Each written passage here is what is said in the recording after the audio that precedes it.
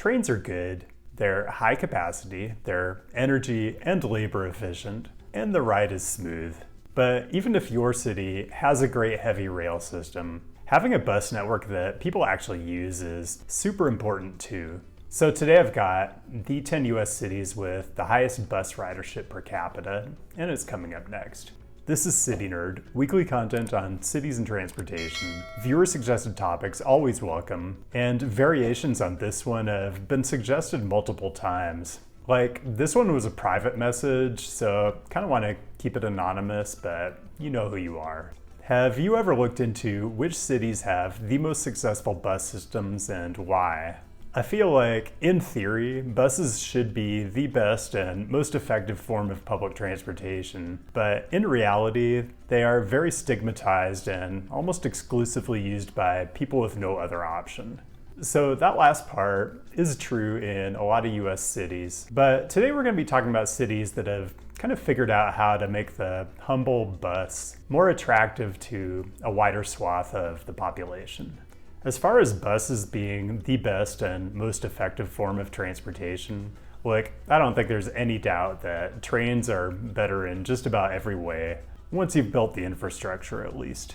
But buses can still be great if they're frequent and comfortable, and if they move you efficiently to places you want to go. So this is going to be a list of the cities that do those things the best. And the way I'm measuring that is ridership per capita on buses within an urbanized area. And if you're a serious transit dork, you probably already have a pretty good idea of where this list is headed. Data sources, I used the 2019 edition of the National Transit Database, so pre-pandemic. And by the way, I am very excited for the release of the 2023 edition. And I applied some pivot table wizardry to aggregate all the unlinked passenger trips on all transit services within an urbanized area. And then NTD has multiple bus categories, so I filtered for all those: bus rapid transit, commuter bus, trolley bus, and bus. If you're going to try to guess along with this list, which I do highly encourage you to do with all my top 10 lists, in fact, if people aren't watching in groups and making a party game out of it, I'm going to be highly disappointed.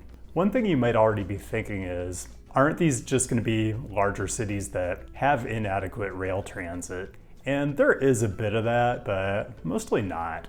Or you might be thinking, isn't this just going to be another list of college towns? And it could have been that, but I made an executive decision to use a population cutoff of 500,000 for this list because I just don't want to talk about college towns today.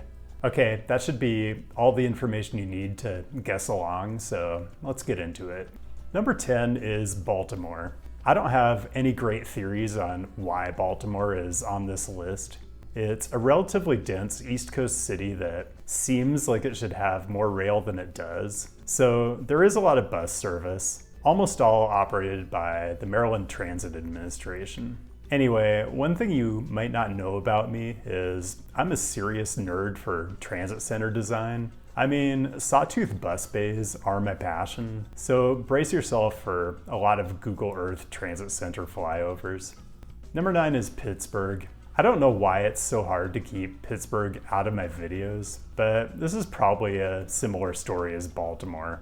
Dense eastern city, not enough rail. This is almost all Port Authority of Allegheny County, and I've mentioned this in a few videos, but the city does have, pound for pound, probably the best dedicated busway system in the US. Number 8 is Portland, Oregon.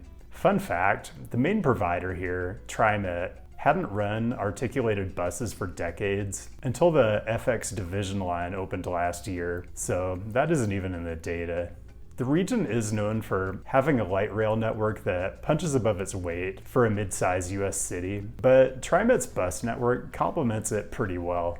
C-Tran, which operates on the Washington side, runs some pretty decent bus service too. Number 7 is Los Angeles. I don't think there's any doubt that LA's urban and regional rail aren't what they should be for a city this size, which I kind of referenced in my Union Stations video a couple weeks ago. But in that video, I did neglect to give any credit for the bus connections at Union Station, which are pretty good. It's the terminus of the El Monte Busway, which serves Metro's J Line and the Foothill Transit Silver Streak. Orange County Transportation Authority is the other big provider, so let's check out Newport Transportation Center. Newport, I think, is one of the most expensive communities in one of our most expensive metro areas, and this is just a jaw-dropping amount of impervious surface. Nicely done, Orange County. Number 6 is Las Vegas, and I feel like that shouldn't surprise me since I personally used the RTC buses a lot last year, but it still did. Sunbelt cities with their evenly spaced grids of streets that are just absurdly wide are actually perfectly set up for good bus networks, if Sunbelt cities actually decided to build them. And the city does have dedicated lanes in some places, and a nice downtown transit center. It's just amazing to me that Vegas gets this much transit ridership per capita without having any kind of useful urban rail, and the local decision makers apparently think the logical next step is to build a network of underground tunnels for taxis. Just brilliant stuff. Number 5 is Washington, D.C. Another one that surprises me since DC has a pretty good urban rail network, but you've got bus service providers in the district, Maryland, and Virginia. The 3D imagery is always a struggle here, but there's some pretty good sawtooth action at Silver Spring, and DC is always going to have some of the denser suburban land uses. Number 4 is Seattle. You know, one of my goals with this channel is to eventually accumulate stock footage from every city, and I can check Seattle off that list. There are actually a lot of transit agencies here, but I'll just focus on King County Metro, which is by far the biggest bus transit provider. They operate the rapid ride lines, and they still operate lots of trolley bus lines, the second most in the US, if I'm reading the data right. Keep in mind, these are 2019 numbers, so this analysis predates Northgate Link, which I believe included a lot of reorganization of the bus network, so I'll be really interested to revisit all this in another year or so. Okay, in a minute, I'm gonna get to the top 3, which I assume you have some pretty good guesses on. And I'm gonna help you out in honorable mentions by giving you numbers 11 through 14, as well as the ultimate dishonorable mention, the urbanized area with the lowest bus ridership in the US. But first, customary reminder to click on all the stuff if you're so inclined. Connect on all the usual websites, including Patreon if you want bonus written content and interaction every week. The direct support really does help me grow what I'm doing here. Let's count down some honorable mentions. These next 4 were all clustered around 30 bus trips a year per capita. Denver, and this is basically all RTD. Boston, which is almost all MBTA. Philadelphia, which is nearly all SEPTA. And Chicago, which is like 90% CTA with some pace thrown in. And I do want to acknowledge that if I bring my population threshold down to 50,000, which is kind of my bare minimum for calling anything urban, the thoroughly unsurprising answer is Ames, Iowa. Go check out my small city transit video if you want to know more. And my one dishonorable mention is kind of a weird one. First, I disregarded Puerto Rican cities because they have a publico system, which is hard to explain. Maybe I can head down there at some point and film.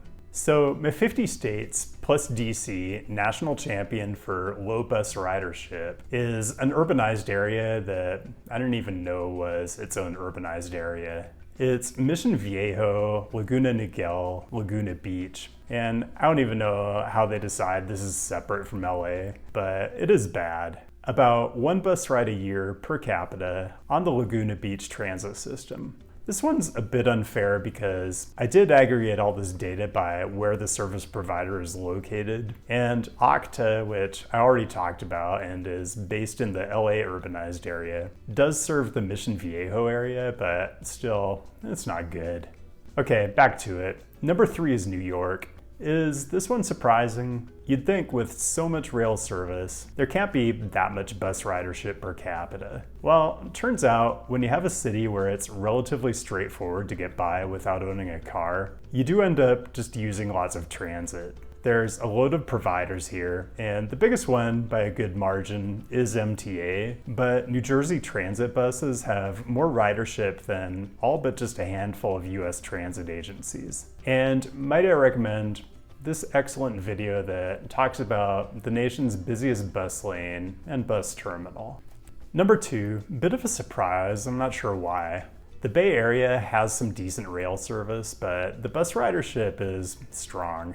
Can I say that San Francisco and even Oakland kind of have East Coast urban form as much as any city on the West Coast does? Is that fair? And driving in the Bay Area is kind of miserable.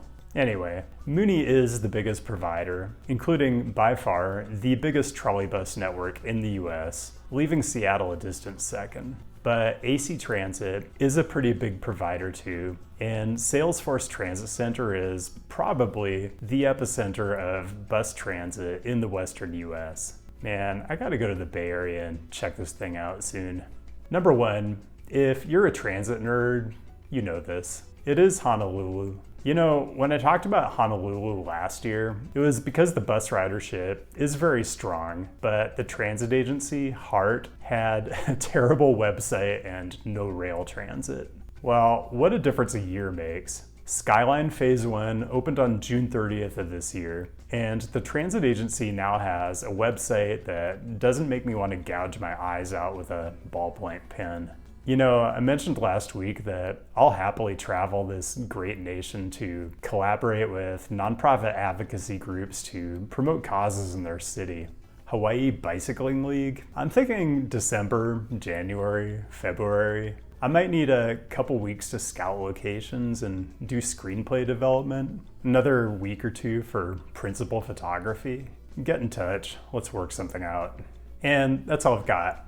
Thanks for joining today, and thanks to the patrons for making it possible for me to keep expanding what I'm doing and making a bigger impact. Miami last week, and I've got a visit to another city coming in next week's video, so tune in for that. As always, keep the great topic suggestions coming. I'll be back with a new episode next week, and I'll see you then.